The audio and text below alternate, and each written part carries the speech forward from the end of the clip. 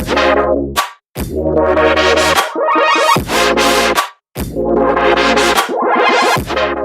going on, everybody? Welcome back to Beyond the Court. Sean Birdsong here, sharing Let Alon. Today, we have a special guest, and I know we always say special, but today, this lady is special. We have a former, academic educator.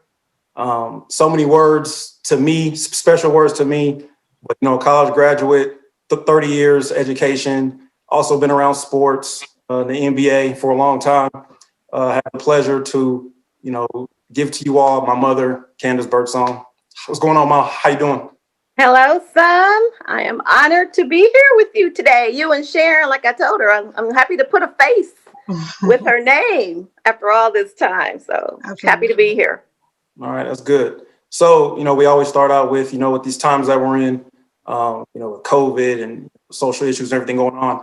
For you, what have you seen, as far as an impact, I guess, to you, and like, how have you been, I don't want to say affected, but what kind of thoughts go through your mind of the times that we're in right now with COVID and all these social issues going on? Well, I have been impacted because I'm a substitute teacher. And so with the kids being in virtual school now, I'm not working. With my second job, I do retail. And so we were definitely impacted. Our store filed for bankruptcy and hours have been cut. And, so it's just affecting so much, and not in addition to so many people that have already lost their jobs, especially in retail. So many businesses have gone out, due to more people are doing online shopping versus coming into the stores. So that affects us. So, and then in addition, I just saw in the news, 400,000 people have died, and they're predicting, it's going to go to 500,000 by the end of February. So it's just, I know how so many people are feeling. My heart goes out to those who have lost loved ones. I have lost friends. Our family has been blessed. We've had it, members have had it, but have gotten over it. So it wasn't very serious. But, and it still is, we don't know how many people, I don't know how many people are still coming down with it. We're still on, kind of lockdown situations here, easing up just a little bit, but it's just devastating, so devastating to so many people, into our economy and everything. Now, I know I'm going to really look at the educator side, and, I so respect educators. My mom is an educator, retired as well. There's so much within our communities, these kids getting lost, first to finally get them to come to school. And I was sharing with Sean the statistics the other day that I found out in New York City, they have 270,000 kids that are off the grid since COVID. They do not know where they are. Right. They do not know if they're alive because they don't have the technology, where school is such a haven. Even if you let them know, I saw it today, even when I shared with you both that I was up in Harlem with the DNC giving out masks. And, here it is a midday, and these kids are still wandering around, looking for something. So and that explains the 270,000 off the grid. And, as a kid educator, like I said, from my mom and my cousin, it's heartbreaking because you just were able to get the kids to have a dream, like a Martin Luther King, to have a dream. And then that just stopped. How would you say your feelings with the kids that, working these 30 years? How do you think they may be feeling of, dropping off? Do they just give up, or, There are some, from what I have heard. One of my coworkers, this is her first year of teaching, and I feel so sorry for her, to have to come in her for job this way. But yes, there are kids who have given up because they are having a hard time learning. that way. There are kids who are flourishing. You know, it's their thing. So they're doing very well. But it is very hard because sometimes she was telling me that sometimes, you know, kids, they know that math is at 10:30, they show up at 11. You know, they may show up for the morning session and then they don't show up for the afternoon session, you know. And so when you don't have parents that are there monitoring, and this is one of the things that I was hoping that as a substitute that they would bring us in, because that is something that we can do. We can monitor these kids to see who's on, who's not on, and then we can contact the parents and say, hey, you know, your kid didn't get on today, what's going on, you know. But they didn't do that. So it's a whole new learning, you know, you're just kind of learning as you go. And but it has affected kids, it has affected parents, it's affected teachers. You know, we got teachers that I don't think they're going to come back, you know, because they just couldn't handle this type. It's new, you know, and so some can deal with it, and others, their stress level, they can't. And especially a lot of the times with these kids, especially in high-risk areas, a lot of time that was the only like sanctuary for them, and now they don't even have it. You know, my cousin and my mom for so many years given clothes and books and this thing, so all of a sudden was like cut off of them. And you know what we're trying to do with these programs is just to bring them back engaged. I mean, what do you think in terms of some of the mentors? How would you, as an educator, re-engage the kids on this platform? Now, one of the things that I was hoping that they would do, I worked with an after-school program called Kids Zone, and it was you know, where kids would leave. They would leave from school, be bused to us while their parents were still at work, and they pick them up at 6 o'clock. So I was hoping that some kind of way we could get that back to act as a buffer, because when this first happened, we didn't shut down, we shut down after spring break here.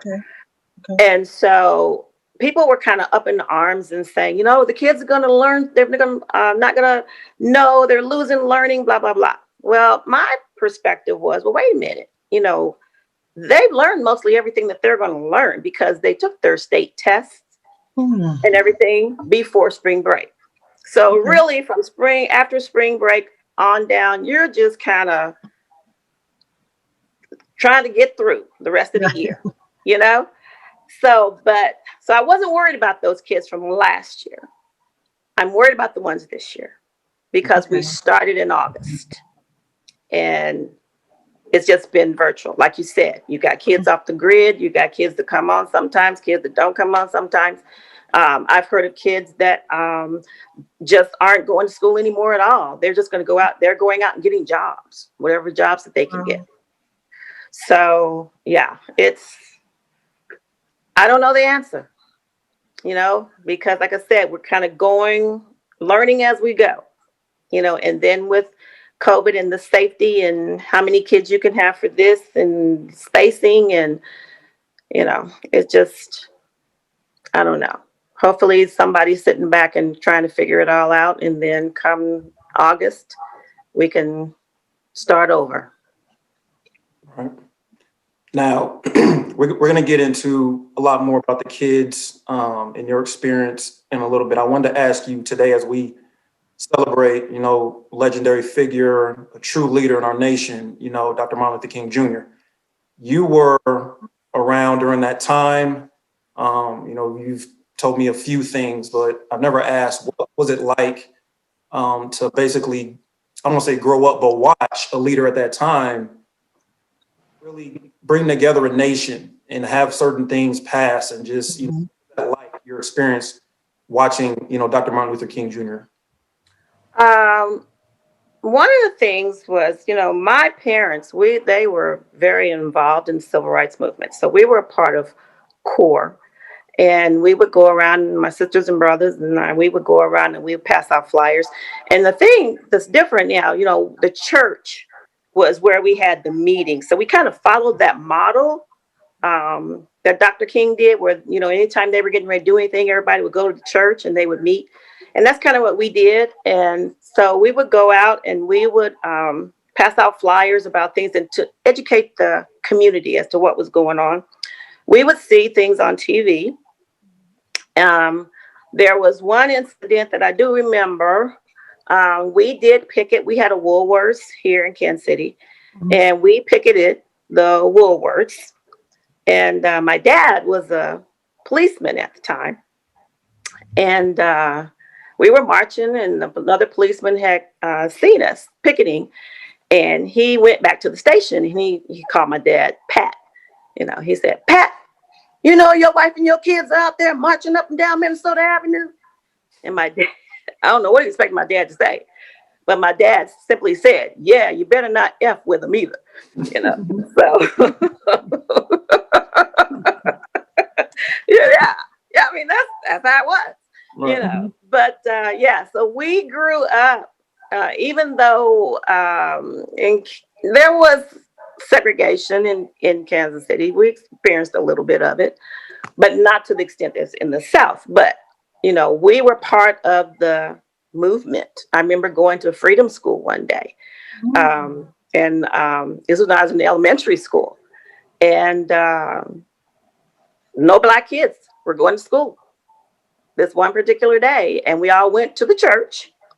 And the adults there taught us what we needed to know for that day. They had activities and things for us to do. So we participated, even though we didn't experience so much of what they did in the South. We had changes that we needed to make right here in Kansas City. So around that time, you're in high school, middle school and high school, around all that stuff going on. What would you say your high school experience was like during the time of, civil rights and all of that? I do remember when, they say, things happen, where were you? I remember the night that Dr. King got shot. We were in the kitchen and we were listening to the radio. And then my brother came running up the stairs and said, Dr. Martin Luther King just got shot. And we were like, what now? And we turned on the TV and then it happened. And that was on a Thursday. So I went back to school that Friday, and it was very tense. And a lot of the white kids, they started beating up on the white kids and stuff. And so I know by 1:00, we were out of school. So, and then things, then that's when a lot of rioting started and, all that. So, yeah, it was a very, very tense time. People were very, very upset. So, for high school, not so much. There was much more integration going on. And so people were mingling more with each other. We had a great principal, Mr. Rohn, and he knew everything that was going on. And he, anytime anything would come up, he would squash it. So I always said that Mr. Rohn and my dad's brother, Uncle Ben, he was the security guard. Those two people ran Wyandotte High School. Go Bulldogs! Anybody that's out there, yay! And so we didn't have a lot of racial tension. It was more in junior high school because of the assassination. But in high school, it wasn't so much with it. Why is it taking so long for this country to kind of embrace what the rest of the world has already dealt with? Because of our history. Exactly. Because of our history. And now the thing about it now is with COVID and the racial injustice and everything that is going on, is bringing it out. People are becoming more aware because now you're staying at home, you're watching the news, you're listening to this and that, and you're reading things. And so it's opening up what we already knew, Yeah. but it's opening up the eyes of a lot of people. And so that's why you see people asking, well, I didn't know, what can I do? And, because, my sister always was trying to say, be careful, because they will rewrite history to make it be the way they want it to be. But now, I mean, there are shows that are coming out and things that I'm seeing on the news I didn't even know. Today, for example, that lines up with what's going on in DC and with our country, that in Wilmington, Delaware, this isn't the first time that there's been an attack against our democracy, like our legislation. Wilmington at the time was 56% Black. And so they were rising, a lot of Black voting and all of this going on, until, white supremacists rose up and said, no, this is not going to happen anymore. And so the men were meeting at a building and they burned the building. And when they came out, that's when they killed them. I had no idea that had even happened in history. And so it suppressed the vote. And so even I say that to say all of this, even with what's going on today, I told Sean, we had a conversation, and I said, you know what? I said, one of the things that I think is going to happen, I said, just keep an eye out. Like our pastor says, stay woke, because I really think that that's what's going to be the next thing that's going to happen. There's going to be more cases that are going to come up where people are trying to suppress the vote, especially in urban cities. Part of what I did today was just telling people, don't think your job is finished.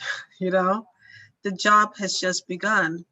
I whoever you vote for, just vote, but really stay proactive in the democracy. Stay proactive in what democracy is, and be engaged.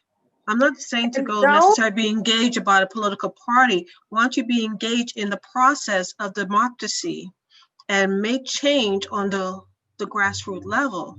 So if you don't like what's going on in your neighborhood, and the representative, the commissioner, whoever it is not doing their job, then you run for the job. Exactly. You run, or either vote them out. Vote them out. That's really how many. And that's the other thing. They don't. I had to learn the Constitution. The Constitution now. Where you were sleeping in class before and you thought it was all so boring. Here we go. Yeah. I saw a fantastic. This kind of goes back to Martin Luther King on Good Morning America today. They have a Martin Luther King contest, and these kids got up and spoke. And one young lady came up, and I'm just paraphrasing because I don't remember exactly how she said it, but she said, "You adults, look at what you're doing and how you're acting. Yes. We kids are watching you." And then they asked this young man, what do you think Martin Luther King would say today about what's going on? And he responded kind of like, he would say that his job isn't done yet. Right. And then the last lady, the young lady they asked, she said, America, you need to take a deep breath. You know how we tell kids? You can see the emotion rising. Oh, take a deep breath, count to 10, and calm down. Changing. I think that's the greatest gift that I got as far as education-wise was from my mom, being an educator. And I wanted to ask her, we had BJ Armstrong on the show last week, and he discussed how his parents really molded him in his decision-making, and that's for him to go to Iowa, and then eventually him going to the NBA, and then his dad even saying, okay, well, you got drafted, but it's not a career yet. And then BJ was like, what do you mean? He was like, okay, well, yeah, you got drafted. So now you got 1 year, 2 years. He said, it's not a career yet. So my question for you would be, eventually you will go on to K-State, University. What was the message, I guess, from grandma and grandpa to you to prepare you all to go to college? All 5 of you guys went to college, graduated. What was the message of the importance of why education was so important for you to go to K-State? And once you were at K-State, what was your major? The message to all of us was very simple. You will go to school. You will go to college, and you will graduate, period. There was no ifs, ands, or buts about it, Right. But, and because I really didn't, I hadn't planned on really going to college at first when I graduated, because in sixth grade, my sixth grade teacher for our party took us to the airport, and we got to get on a plane. And we sat there, and the pilot came out and talked to us, and the flight attendant came, and she told us what her job was and everything in her uniform and all that. So I was like, this is cool. This is what I want to do. Well, after I graduated, then I was checking into it and going, but I was only 5 feet 1 inch tall, so that automatically knocked me out. You had to be 5'5" or above. So I said, okay, time to go to school. So I went to Kansas City, Kansas Junior College for 2 years and got all the hard subjects knocked out. And then went to K-State after that. And the only reason why I went to K-State, because most of my sisters all went to KU. So, and I had visited them. I used to go hang out with them on the weekends and, go to games and met all the basketball players and all the people they knew and stuff, so it was cool. So in my mind, I'm going to KU. But K-State offered me more money. So that's how I ended up at K-State. And I have worked during the summer with kids in the parks. They had a park program, and we would just be there from 9 to 3 every day. And kids could come down. We play games with them. We'd do all kinds of stuff, arts and crafts and things with them.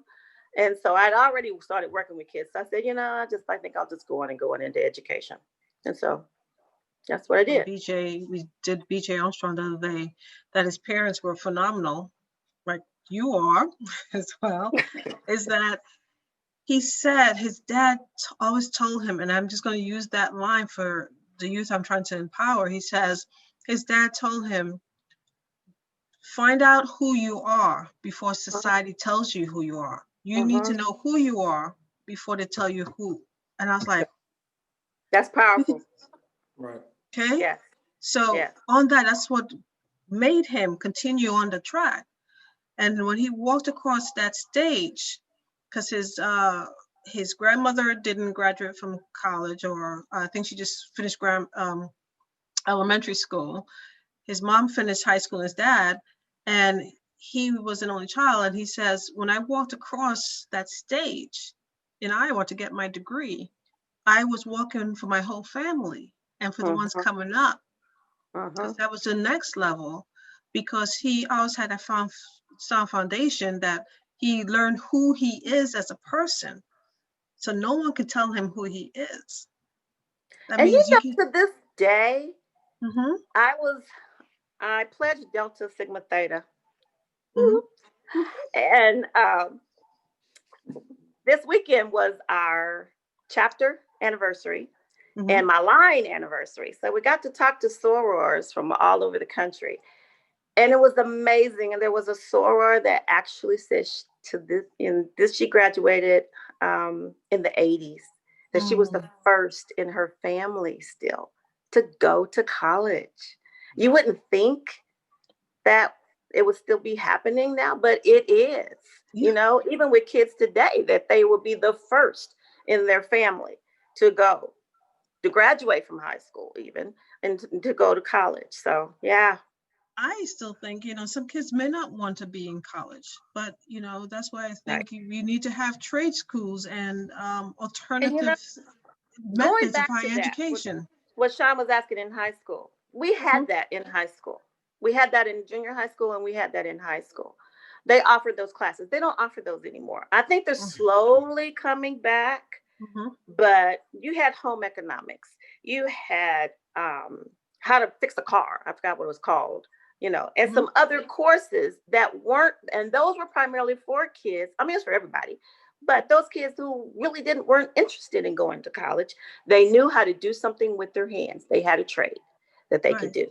And so we got away from that. in education. But I think they're now seeing how important that was, and they're slowly bringing it back to because not everybody's going to go to college. Mm-hmm. You know, they But they don't need, want $100,000 loans when they get out. I You know. know, Right. Now it's you were able amazing to. how much it costs now. I know. Now you were able to be in education for 30 years plus. What of all the experiences and the kids and everything that you've seen, what would you say was probably your fondest memory of you being an educator? You could share. I think right now is because I came back home. I still see a lot of the kids from when I very first started teaching before I left and moved to New Jersey. I still see them and they're doing well. They have families of their own. And then I still run into kids that I had. I've been retired for 5 years and I still run into kids that I had. And one of the things that I keep hearing over and over again, even when they tell me, you were my favorite teacher. Yeah, okay. But they would tell me, and one lady recently told me, she said, because you let me do projects. That's how I taught. You know, I had a group of kids that could take what I was saying. I could lecture and write on the board and blah, and they got it. But I had a group of kids that couldn't get it that way. And so when it came to assessment time, I had both. You could either do paper pencil or you could do projects, which I like doing projects because I think it tells you more about what a kid has learned from what you told them. So that was her. And that makes me feel really good. Um, I run into kids that were my discipline challenges, but they appreciated the fact that I got on them. As one gentleman in particular, he said, "Yeah, you were my favorite teacher because you didn't let me get away from anything," you know. And so, but he had no idea how every day I was doing this. Right. So in your opinion, what is missing in the education system? You know, or like what kind of subjects do you think would need to be implemented for some of these kids? And not really more so not subjects, but a certain thing that needs to be taught more to really get these kids prepared for life after school, as opposed to just your math, English, science, social studies, and history. Okay. Um, A life when I was skill. when I was teaching, you know, we had people that would come into the district that would try to sell their product. And I went one time for 2 days. This guy was a behavior. He put a book out on, you know, how to do behavior in the classroom. And there was really one thing that I really agreed with him on. We in education, we need to slow down. They have pushed so much. I mean, some of the subjects, I mean, I saw it as a fifth grade teacher. Some of the subjects that we were now teaching fifth graders, I did not have that until I was in junior high school. Wow. And so they keep taking the curriculum and they're pushing it down and pushing it further and further and further, and having so many kids to do things that they're not ready for. And then, you know, the testing, the big focus on testing got out of control to me. But I mean, it's something that's what you had to do. And, you know, then it leads to other things for people to do things, you know, that they shouldn't do and people to get fired. You know, you have people trying to get test scores up, you know, or you're going to be fired. And so they would change test scores and all that kind of stuff, you know, instead of just teaching, just take it, just teach, you know. But the biggest thing I think is discipline, is the discipline. There's so little respect. You know, when I was a kid, teaching was a respectable job. You know, it was right up there with the lawyers and the doctors and everybody. But now, you know, it's been dummied down. And so I think we need to get back to, because I saw a big, and this is one of the things that just frustrated me when I was teaching, that teachers started bribing kids to learn. And, you know, all the tickets, all the parties, all the candy and the gum, and you do this, and I'll give you this. And they became, and we got generations of kids that grew up and growing up thinking that, okay, well, what you gonna give me if I do this? Mhm. You know, they're like, I'm gonna give you a pat on the back, say good job. I'll give you an A if you did it like you were supposed to. I'm not gonna flunk you. You know, so, and I would still see it when I was substituting. They would take me to the treasure box. They would show me where the tub is. First thing, well, my teacher gives us this if we do this. I'm like, okay, well, this is what I'm going to do. I'm going to leave a note to your teacher and let her know how you were. And then she can do what she does. But none of that today. Sorry. So I'm hoping that we will get away from that, bribing kids, because put the fun back in learning. Mm-hmm. The fun has been taken away because of the focus on just testing and passing this state test, passing this test, and that's the drive. And it has just taken the fun away. And so many teachers I know here, we say that all the time. Teaching used to be fun. Yeah. And people left the job and found other jobs because the fun was gone. It's not what you signed up for. So the joy of it. So I would say that, and communication with parents. You have to have that communication with parents and go above and beyond, and follow your code of conduct. We used to put out code of conduct books, but they wouldn't follow the code of conduct. Okay, you did a class too. That's it. You're supposed to be suspended, but you're not, So it's like, why have a code of conduct book if you're not going to follow it? And the parents need to be knowledgeable at the very beginning of school about that code of conduct book. So they're not surprised when their kid does something, a class 2 or a class 3, and you say, oh, well, you're expelled for the rest of the year. Well, why? Why? Well, it's in the code of conduct book. Right. Oh, I didn't know nothing about that, because we hand it to them. They're not going to read it.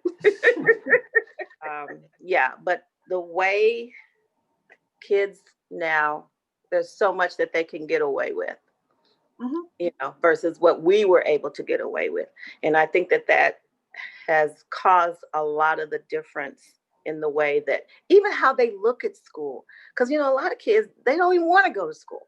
No. We wanted to go to school, because after school, we had all kinds of programs, activities, it wasn't just sports.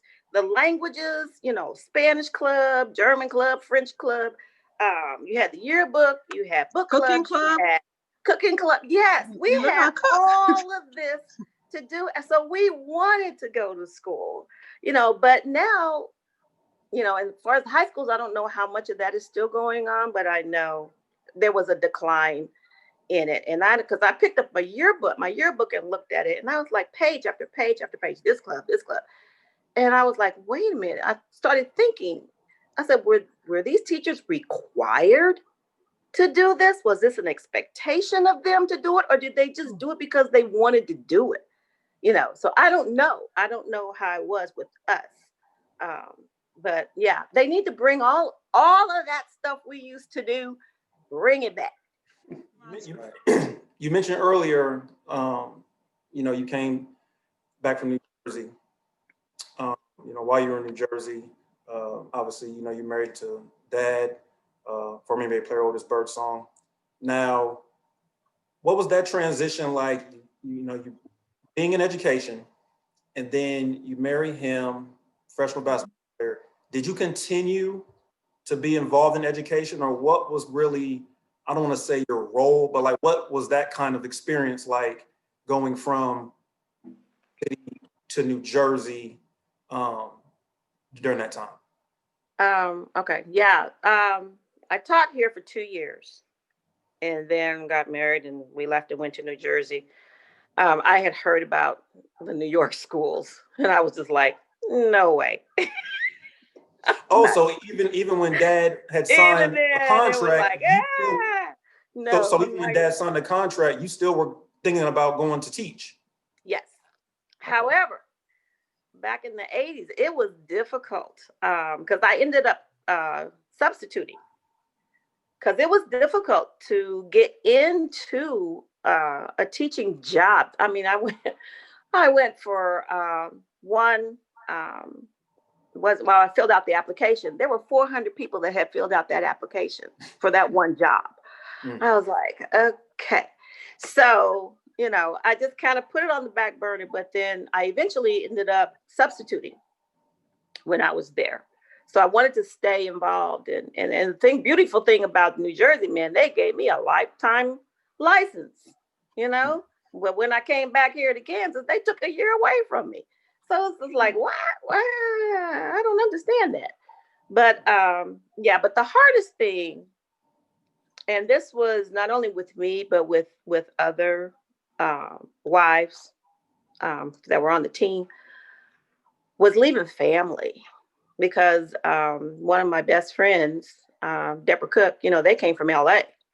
And so she had nobody here. I had nobody. Well, my sister was in Philadelphia, and then she ended up moving back to Kansas City. And then my other sister was in DC, which is 4 hours away. So we were basically alone. My other friend, Pam Bailey, she from Seattle, and so we just we became family. We formed that bond. We still have that bond to this day. We were called the Jersey Girls, and so we got a reunion we're trying to put together for hopefully the end of the summer. But yeah, it was hard coming to a place as huge as New Jersey and New York was. I mean, it was just overwhelming with all the expressways and the cars and the people, and it was just mind-blowing coming from Kansas City. I mean, Kansas City was not that big, but it was big enough. But coming to New York, I was just stressed all the time until I decided one day. I said, look, you have got to learn how to get around. And so I just got in the car and just started driving. Once I learned my way in and out of New York, it was good. I was in by 10, out by 3, so.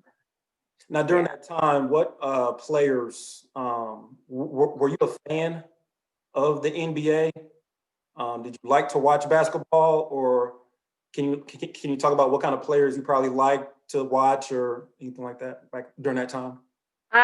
After college, before I met your dad, I was not a fan of the NBA because I was a college fan, We watched college, and then once we started dating and got married, then of course I became a fan of the NBA.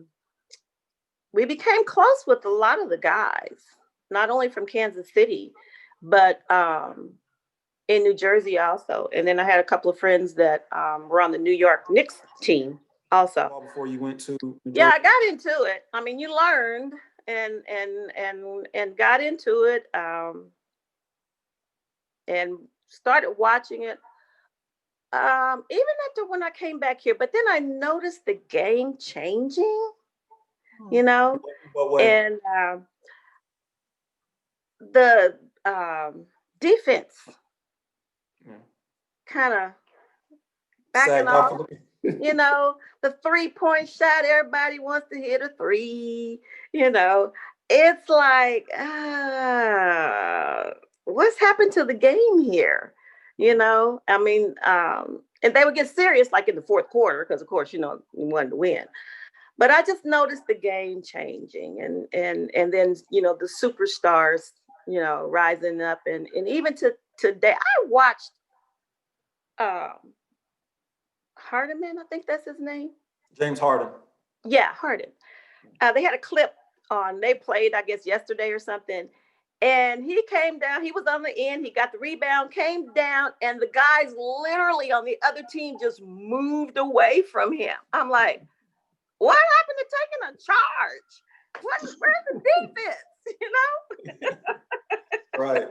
I think what you're saying, during that time, it seems like the NBA's, you were seeing the transition of the NBA coming from the pure, what we call Ruckus Park, because I grew up in the street ball, people playing the hardwood floor of like playing to play basketball, the purity of basketball where the NBA was already starting to shift to be entertainment. Yes. Yes. So when you had the Yes. entertainment, and then it grew like crazy, obviously, because the entertainment and the advertisement value, you know, that's why I love dealing with legends more. I'm like, you know, because I played basketball in high school, not college, you know, but it was the purity of the sport Right. versus the entertainment, and the two need each other, because if they didn't start addressing, I guess, the entertainment value of the sport of basketball, it would not have grown to what it is right now. But we just love a mixture. Yeah. It's amazing how much money they make now. Woo. But go get it. You Yeah, know, because even in I, school, you know, people would when you have career day and all that, you know, and you say, well, what do you want to be when you grow up? And they think football player, basketball player. What was the other one? I forgot. But those were they want to be an athlete because they see the money and all the things that come with it, but not understanding the sacrifices that you have to make, you know, and how and the character and building and you know the things that you have to do with your skills, not only just your physical skills but your mental skills, yes, in order to be able to meet that dream, you know, Right. because not everybody's going to make it. Speaking of that, Mom, we had Jeffrey Jordan on, and I asked him if, you know, Michael or Juanita ever told the kids, you don't have to play sports. And I expressed to him that I remember in middle school and high school, even though, I was in high school with the team and the success we had and everything, you were still like, Sean, it's good if you want to play basketball, but you don't have to play basketball. And I asked, like, as a parent, like, what was that because of maybe the experience that, the business of sports is? I know for Jeffrey, he was like, yeah, the business of sports kind of, what Michael and Juanita taught them as far as you can have options. What was it like for you? Like, what made you want to tell me or Sydney, y'all don't have to play sports if you don't want to? Yeah, you didn't.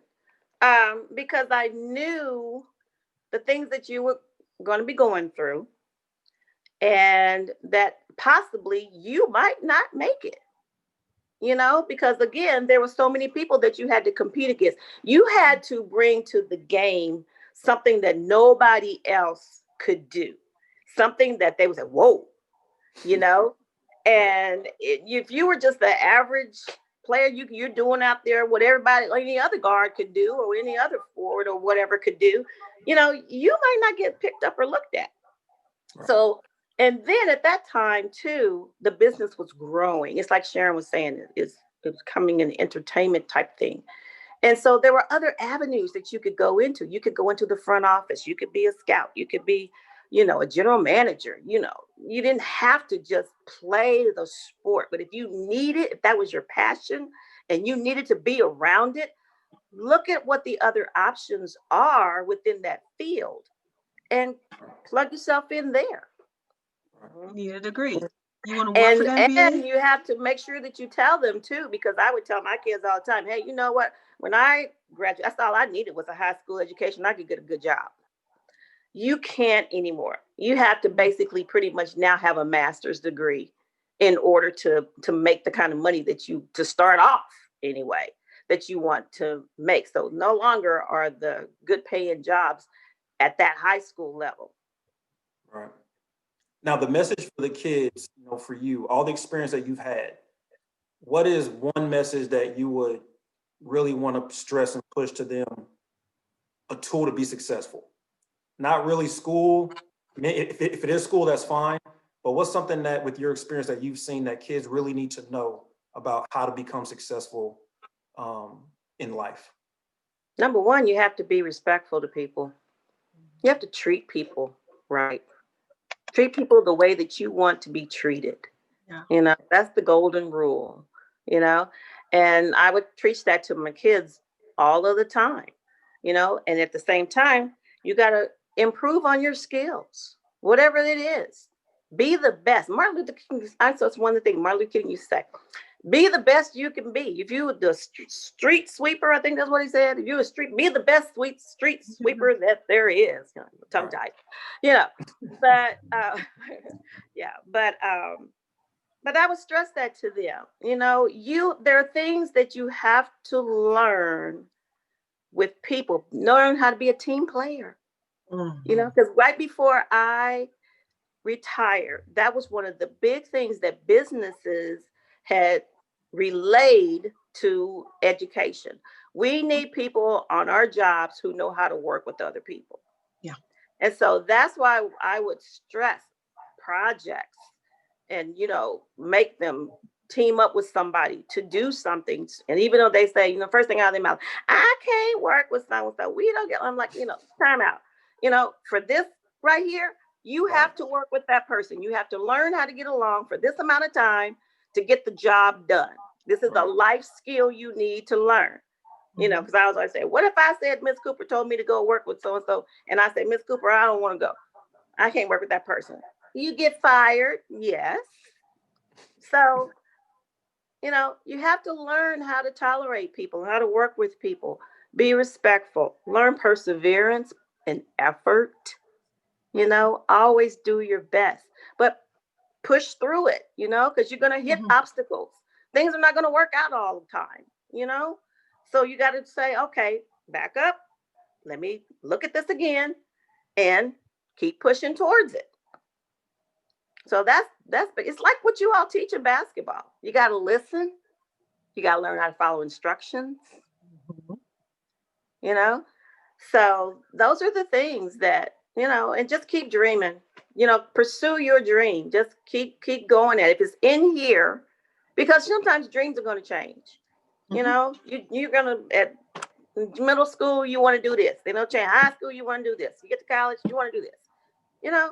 So just keep yourself open to what it is you were out and learn how to communicate. Because a lot of times now it's not anymore of what you know, it's who you know. Yep.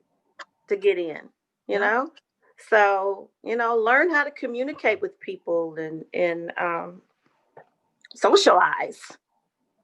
Exactly. And that's one of the other things we need to get back to is teaching them how to write and how to write in a complete thought. Exactly. Because now, kids, right, they'll tell you, oh, and you have these people out here that'll say, put these books out and say, well, just let them write whatever they want to write and write it how they want. No, I mean, that's okay when you're up to about second grade. After that, no, you need to learn how to write correctly.